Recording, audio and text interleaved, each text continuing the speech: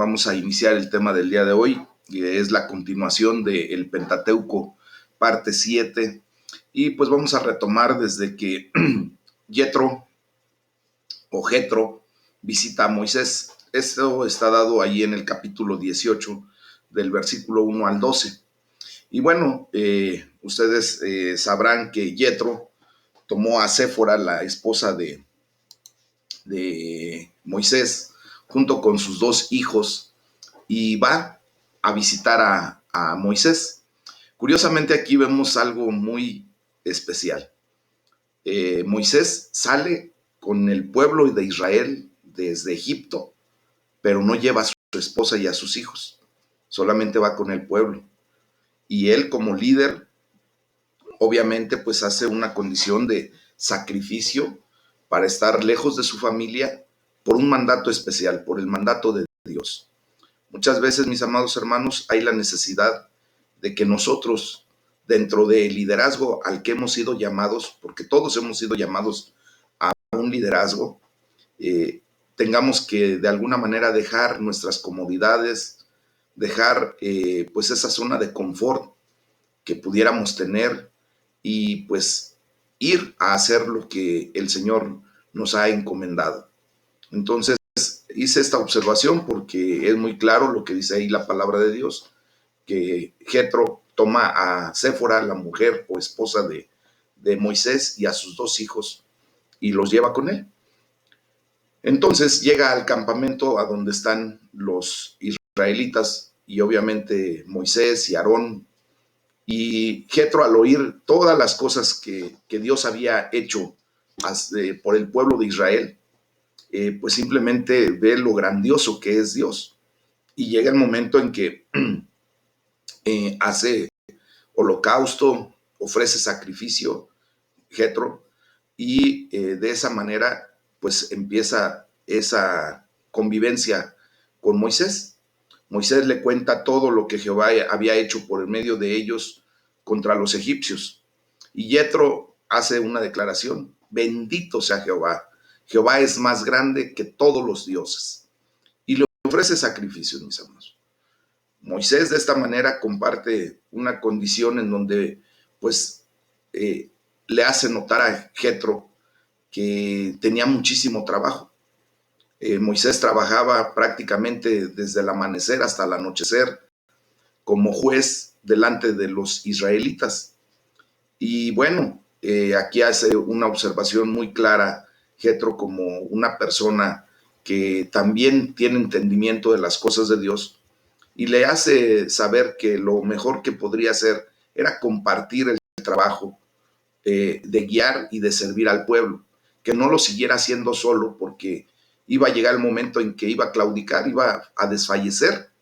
Imagínense ustedes ser juez de toda una nación y escuchar los problemas de uno, de otro, y estar atendiendo a todo ese tipo de situaciones.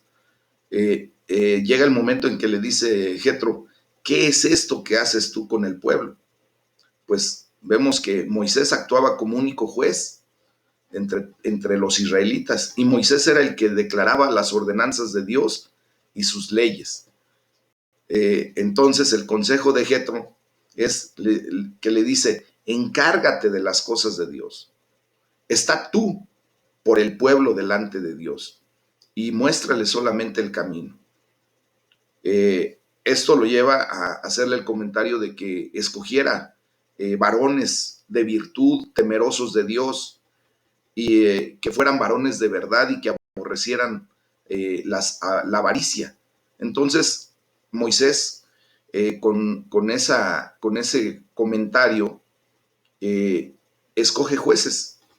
Recuerden que la sabiduría está en la multitud de consejo, y obviamente Moisés pues había sido revestido de la sabiduría de Dios y escuchó el consejo de su suegro e hizo correctamente conforme a lo que Dios quería que hiciera. Dice: ponlos por sobre el pueblo, ellos juzgarán en todo tiempo todo asunto pequeño, y traerán solamente en los asuntos graves, los asuntos más pesados ante ti. Y efectivamente Moisés pues pone a jefes de cientos, de 50, hasta de decenas. Entonces, de esa manera, hay ventajas que se observan. Le dice Jetro, aliviarás la carga de ti y tú podrás sostenerte. ¿Por qué? Porque si no, sí, efectivamente iba a llegar el momento en el que iba a desfallecer.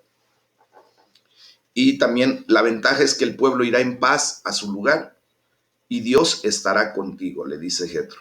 La reacción de Moisés simplemente fue, oyó Moisés la voz de su suegro e hizo todo lo que le dijo.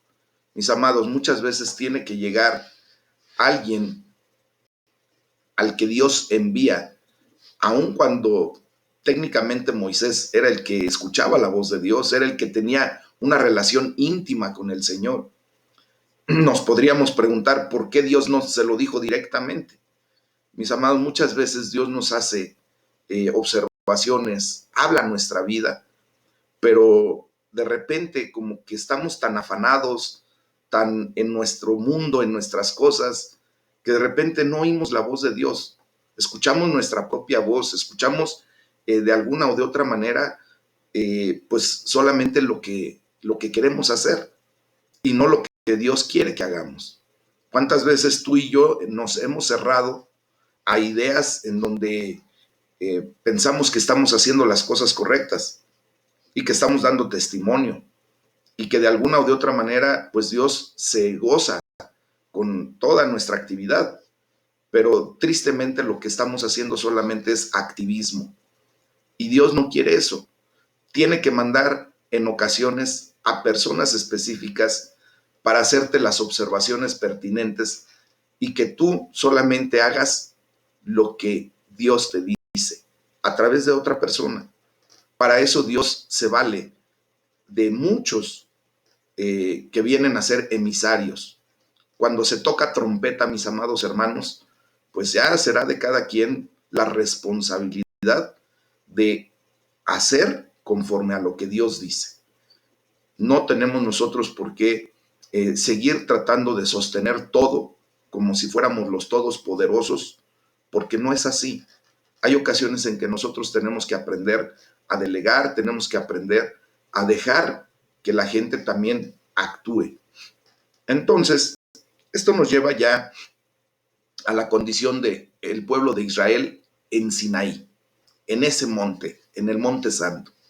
Bueno, en el capítulo, desde el capítulo 19 hasta el capítulo 24, pues empieza un preparativo de parte de Dios junto con el pueblo para recibir el pacto de Dios.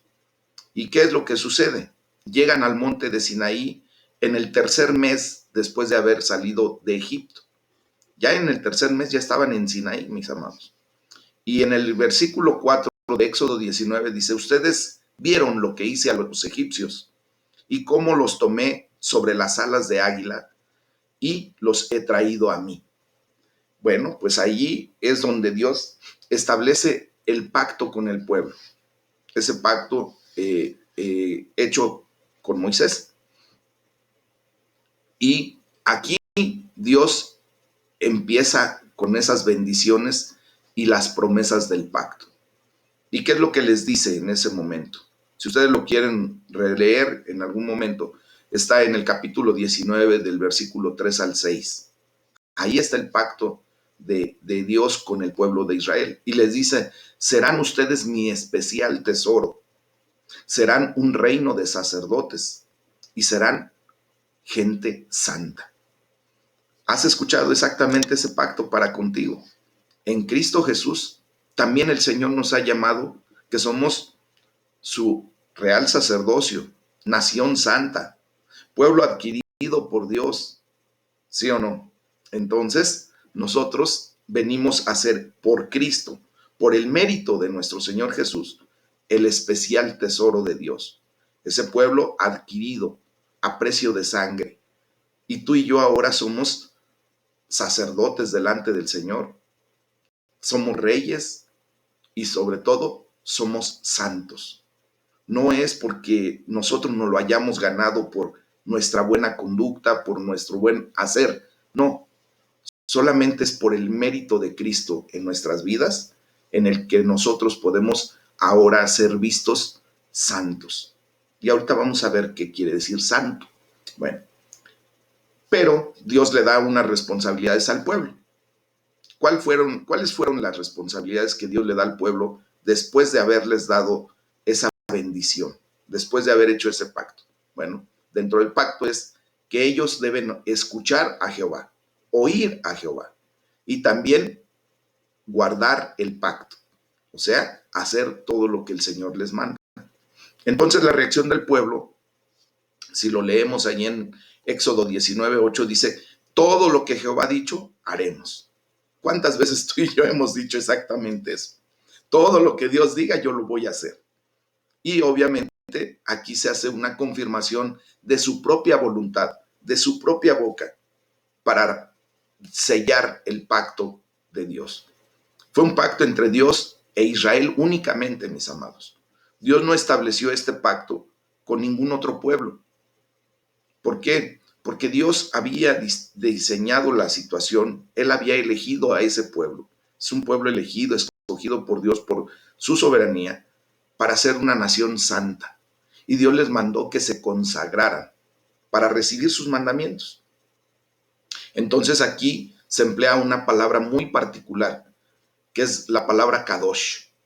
Es una palabra que significa apartar, separar o santificar. Es la palabra que se emplea perfectamente bien para santo. ¿Ok? Es importante notar que se santifican los judíos por medio de cosas que hacen. Lavan sus vestidos, no tocan el monte y no tocan mujer durante ese periodo, durante ese tiempo.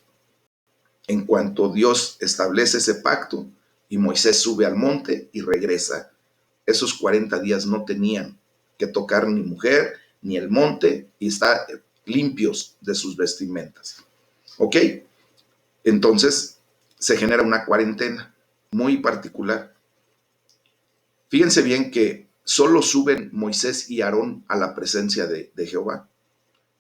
Y subieron justamente para recibir el mensaje que Dios estaba emitiendo para todo el pueblo de Israel. Los sacerdotes y el pueblo no debían subir. Y les dice claramente, Dios mismo les dice, no sea que haga en ellos estrago. Eso es una realidad. ¿Por qué?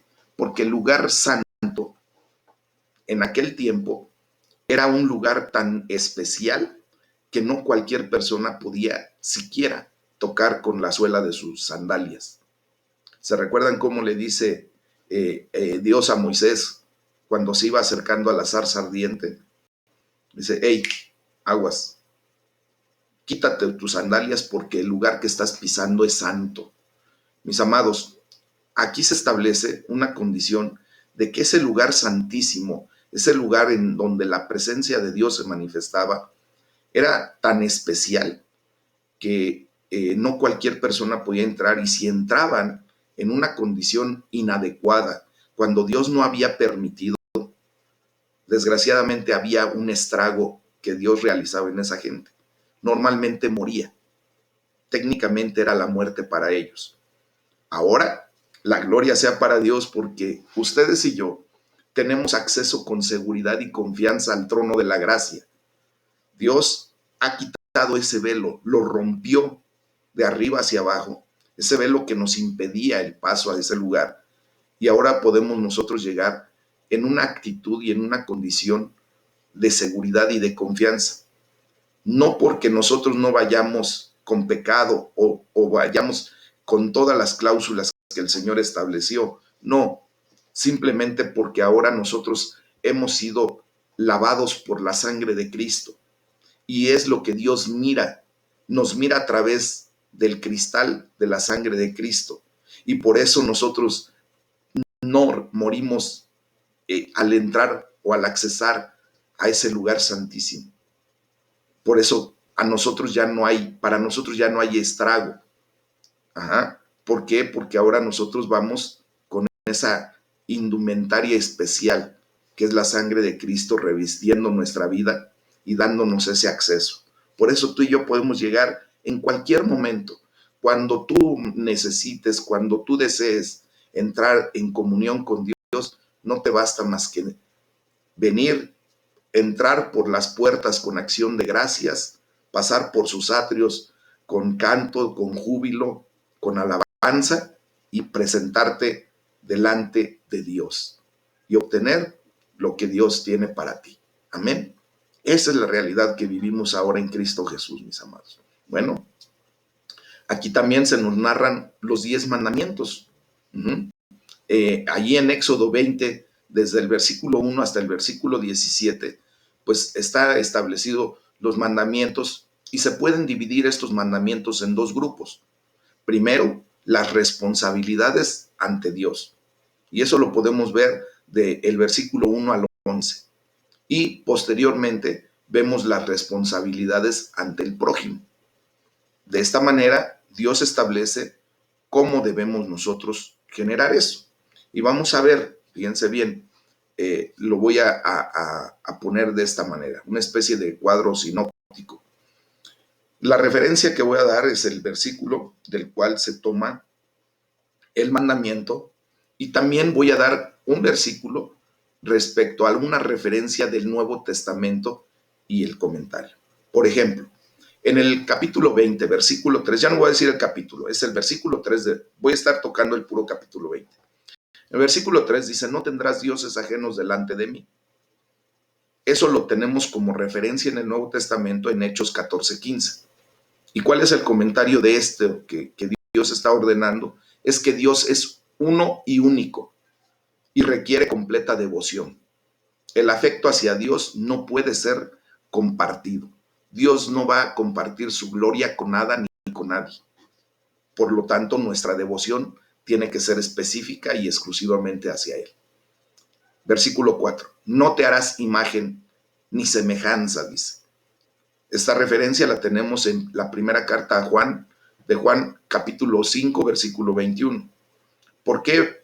¿Cuál es el comentario? Porque Dios es espíritu y no podemos hacer ninguna representación física que sea aceptable o que verdaderamente represente la grandeza de Dios. Por eso dice, no te hagas ninguna imagen, no me puedes representar en ningún objeto, por lindo que tú lo puedas hacer, por elaborado que tú lo puedas hacer, no hay nada que se asemeje a mí. Y yo no quiero, así, literal, así lo dijo Dios. Yo no quiero que ustedes se hagan ninguna imagen de mí. ¿Por qué? Porque ustedes tienen que creer en mí, aún sin verme. Y esa es la fe, ¿verdad? Bueno. Versículo 7 dice, no tomarás el nombre de Jehová tu Dios en vano. Eso lo vemos reflejado en el Nuevo Testamento, en la carta de Santiago, capítulo 5, versículo 12. ¿Por qué? Porque el nombre de Jehová es santo. Santo, santo. De hecho, los judíos, pues hasta el día de hoy, no se atreven a tomar ese nombre, ni siquiera para nombrarlo, mi amado. Ellos utilizan normalmente Hashem, Adonai, él, y bueno, ya cuando llega el punto, pues hacen una alusión a Dios. Nosotros, obviamente, tenemos pues la gran bendición de poder nombrar el nombre de Yahweh, Jehová, Yahvé, y de esa manera nosotros también podemos referirnos a Dios, ¿ok? Entonces, recuerden que el nombre más, pues de alguna manera correctamente dicho, atendiendo pues a toda la gramática, a toda la fonética del hebreo, pues sería Yahweh. Ese sería el nombre que pudiéramos tomar más en orden. Pero ustedes se han dado cuenta que yo también he tomado el nombre de Hashem, que quiere decir el Eterno, ¿ok? Y ese es el nombre de nuestro Señor, el Eterno, el autosuficiente, el gran yo soy. Bueno, en el versículo 8 dice, acuérdate del día de reposo para santificarlo. En el Nuevo Testamento, mis amados hermanos, no tenemos un versículo que refleje esto, porque recuerden que nosotros, desde en el momento en que hemos aceptado a Jesucristo, nosotros ofrecemos el primer día de la semana como el día de acción de gracias, en donde tenemos nuestro culto para adorar a Dios, nuestro culto de adoración y de alabanza. ¿Verdad? Entonces, este es un día de descanso de todo aquello que no es necesario. Es un día de devoción a Dios. Y así lo hemos tomado nosotros el día domingo. ¿Ok? Bueno, en el versículo 12 dice, honra a tu padre y a tu madre. Eso está en Efesios también, capítulo 6, versículo 1. ¿Cuál es el comentario de esto? Nosotros debemos de obediencia a los deseos, a los consejos y a los mandatos de los padres. Debemos cuidarlos en sus necesidades. Debemos generar un fundamento para prosperidad individual y social a través del cuidado de nuestros padres, de quien nos vino a ser el instrumento de Dios para traernos a la vida. Y curiosamente, pues es el único mandamiento con una promesa. Cuando nosotros honramos a nuestros padres, pues Dios alarga nuestros días aquí en la tierra. Es el único mandamiento con promesa, mis amados. ¿Y por qué lo hace? Porque sabe que el corazón del hijo, mientras no es padre, normalmente su tendencia, o aun cuando después de que ya es padre, pero ve a sus padres de forma despectiva, les grita, tristemente, pues no les honra. Somos desobedientes, el hijo tiene esa tendencia.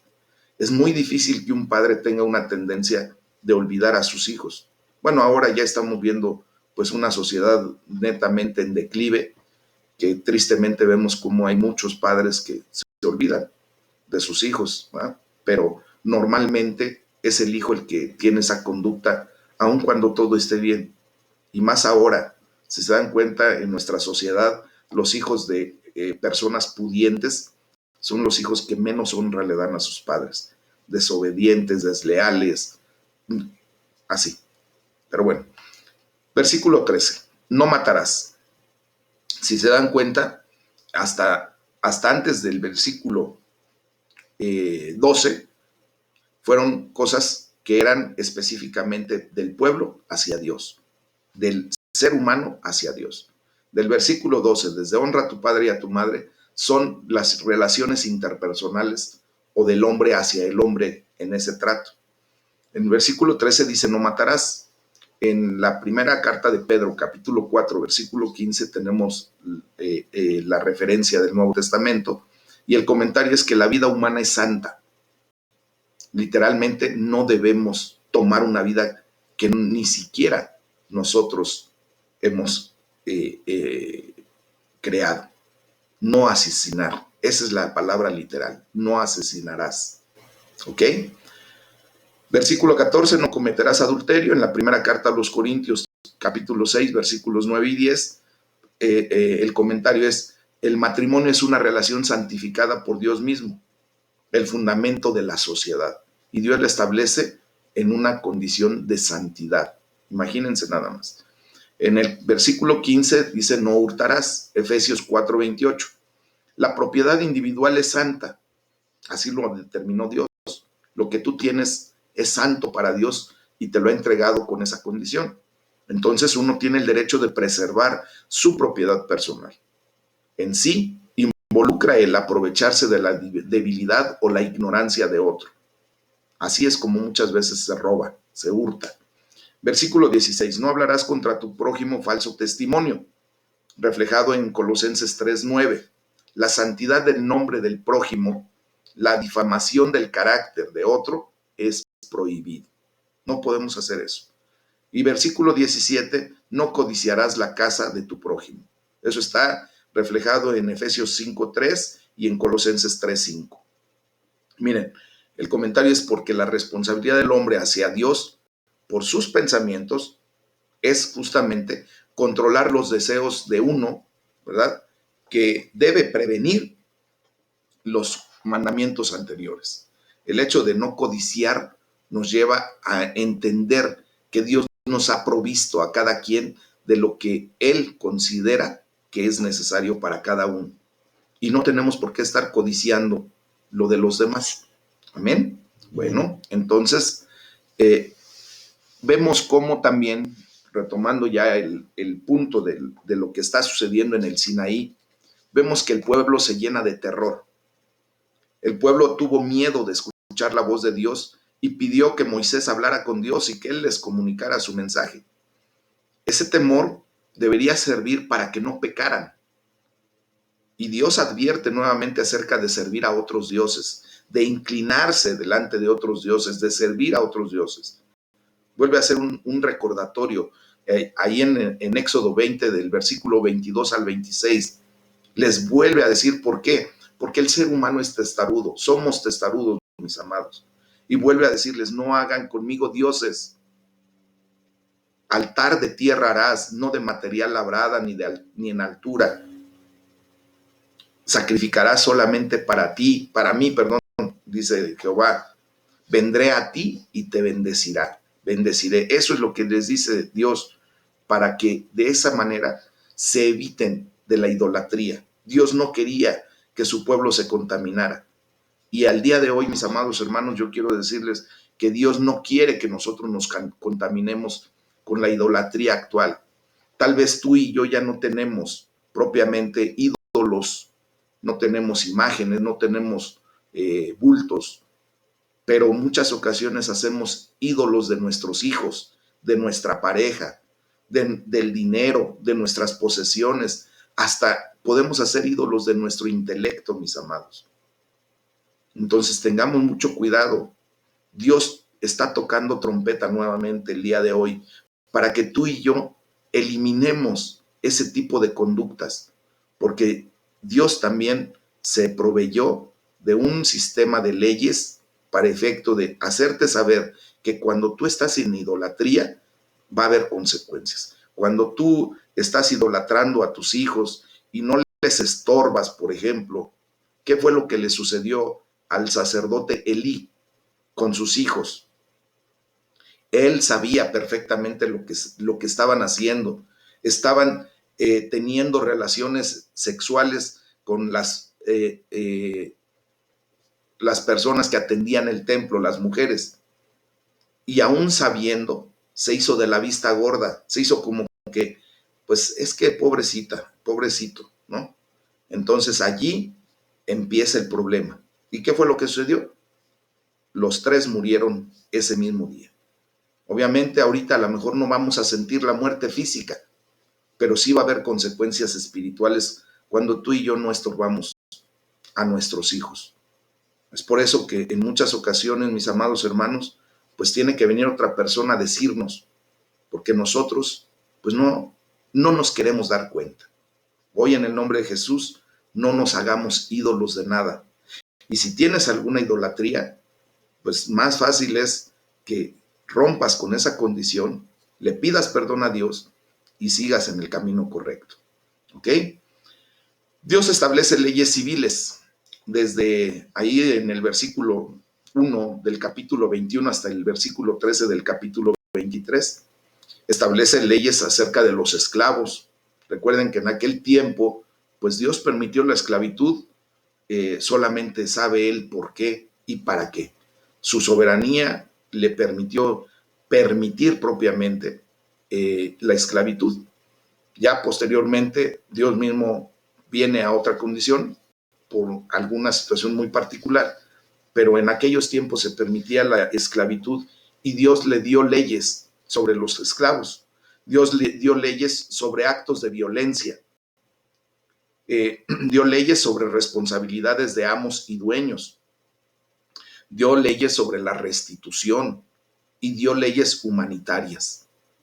Entonces, allí vemos cómo Dios establece un sistema legal que propiamente viene a ser la ley, la Torá, esos 613 mandamientos que nosotros podemos leer a través de todo el Pentateuco. Y entonces eso lo establece ¿para qué? Para poner límites, para establecer una sana convivencia de los unos con los otros. Es para eso que Dios estableció esa ley. El grave problema es que desgraciadamente el ser humano, como siempre, tratamos de tergiversar las cosas, queremos acomodar la ley a nuestra manera, a nuestro gusto, y es por eso que Jesucristo tiene que venir a poner una ley mayor que la ley del monte, o la ley de Moisés, como se le conoce. ¿Cuál es la ley mayor? La gracia de Jesucristo. Amén. Bueno, también se nos narra ahí en el capítulo 23 las 3 fiestas anuales solemnes de Hashem. Primero es la fiesta de los panes sin levadura, también conocida como la Pascua. Esta fiesta se celebra en memoria de la salida de Egipto por parte de los israelitas. Eso lo estamos viendo. Justamente se celebra el inicio del Éxodo. ¿Ok? Después viene la fiesta de la siega, o también conocida como la fiesta de las semanas, o fiesta de las primicias. Más tarde llegó a conocerse como Pentecostés en Cristo Jesús, ya en nuestra era, ¿verdad? Cuando se derrama por primera vez el Espíritu Santo para quedarse entre nosotros y con nosotros hasta la segunda venida de Cristo. ¿Y por qué se generó el día de Pentecostés? Justamente porque se celebraba 50 días después de la Pascua, y fue ese día el que el Señor escogió para hacer el derramamiento del Espíritu Santo ahí en el aposento alto con los 120 que estaban unánimes en oración, estaban en una condición, ¿verdad?, en espera de lo que vendría a suceder según la promesa de Jesucristo, y que se cumple con la venida del Paracletos, de nuestro ayudador, de nuestro consolador, que es el Espíritu Santo de Dios. Amén. Bueno, y por último viene la fiesta de la cosecha, también conocida como la fiesta de los tabernáculos o de las cabañas. Estas 3 fiestas se caracterizaban por una santa convocatoria, por ofrendas y sacrificios especiales que se realizaban en ese tiempo. ¿Han escuchado cuando yo les digo que nosotros hemos sido convocados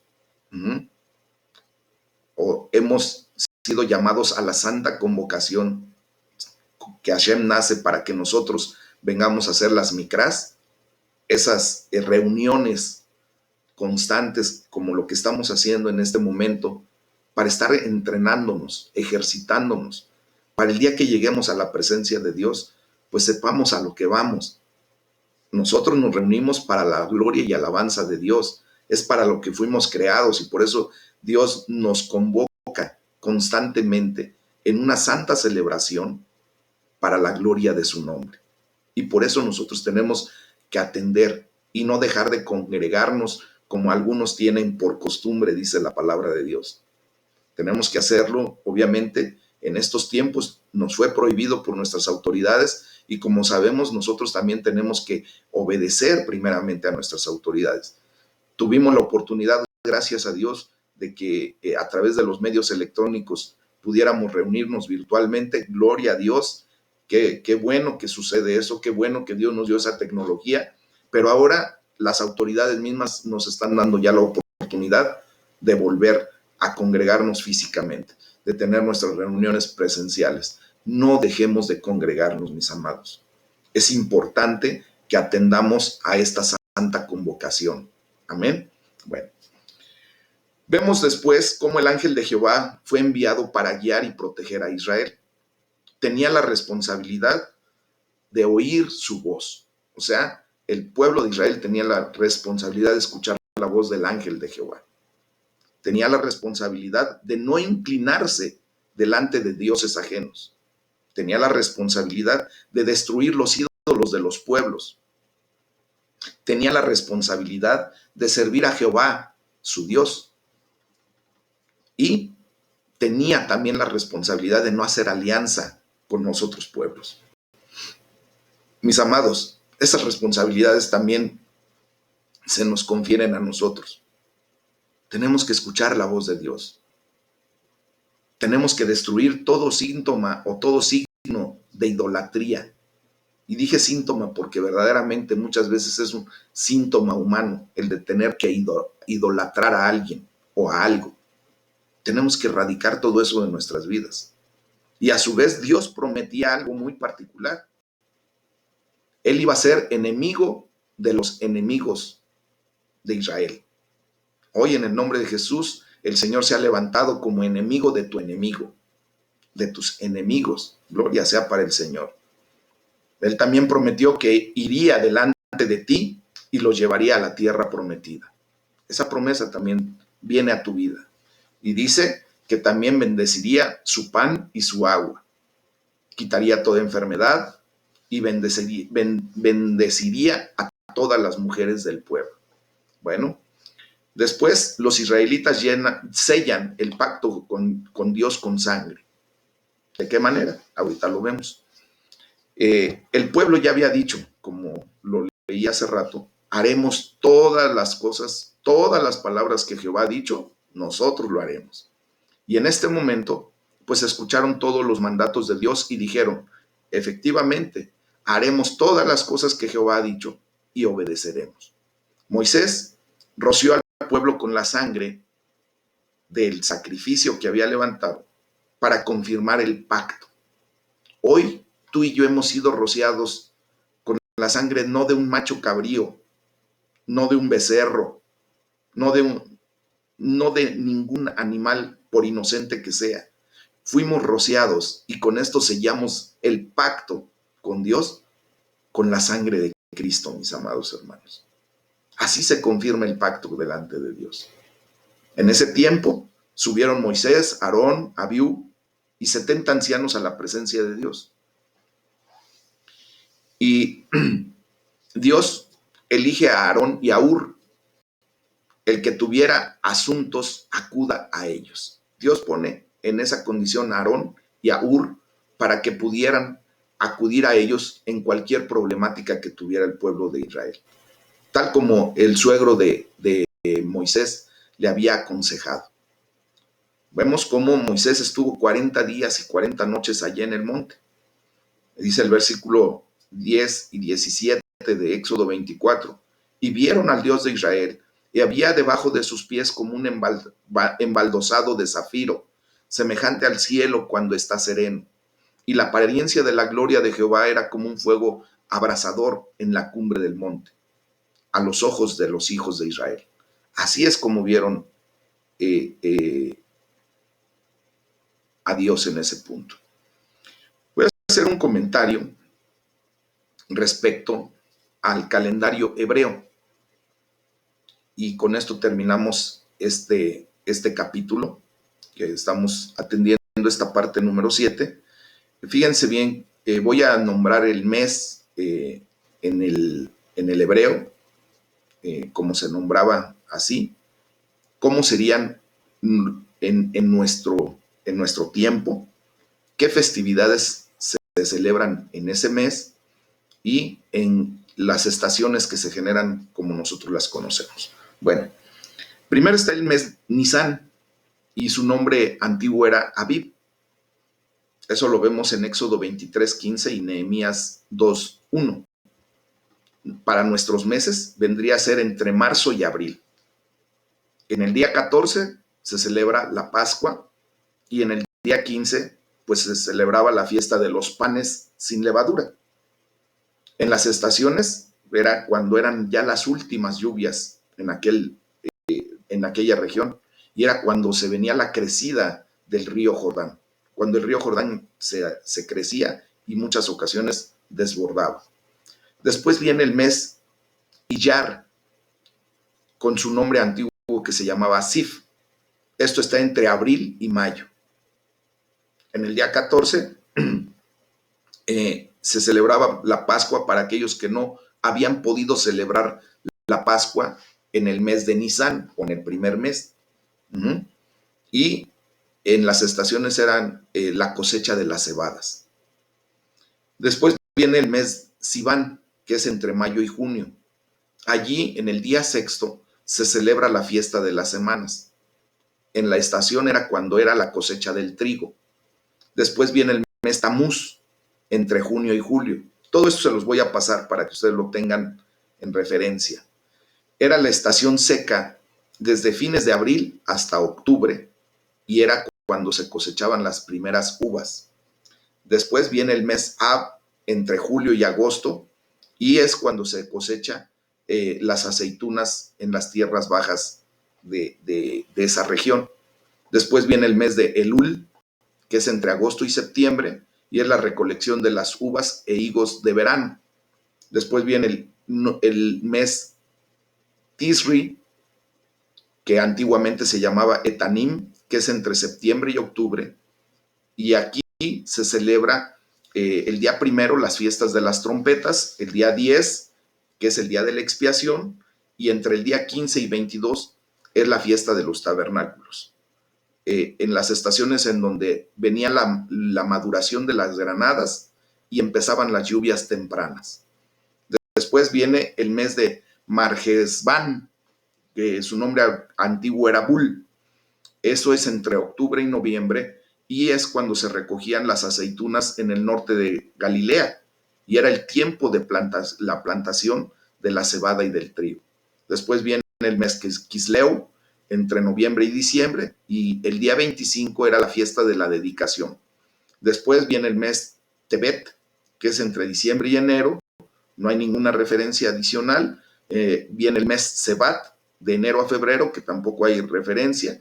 Y por último es el mes de Adar, que es entre febrero y marzo, y entre el día 14 y 15 se celebraba la fiesta de Purim, y era cuando se cosechaban las naranjas y los limones ya madurados, y cuando los almendros florecen. Así es como lo llevaban los judíos. Les voy a dejar, por favor, el día de hoy la tarea de hacer la lectura de Éxodo de los capítulos 24 al 40 para el día de mañana. Y espero que con esto pues vayamos avanzando y que la gloria de Dios sea manifiesta en nuestras vidas. Amén. Es el tema del día de hoy, mis amados hermanos. Vamos a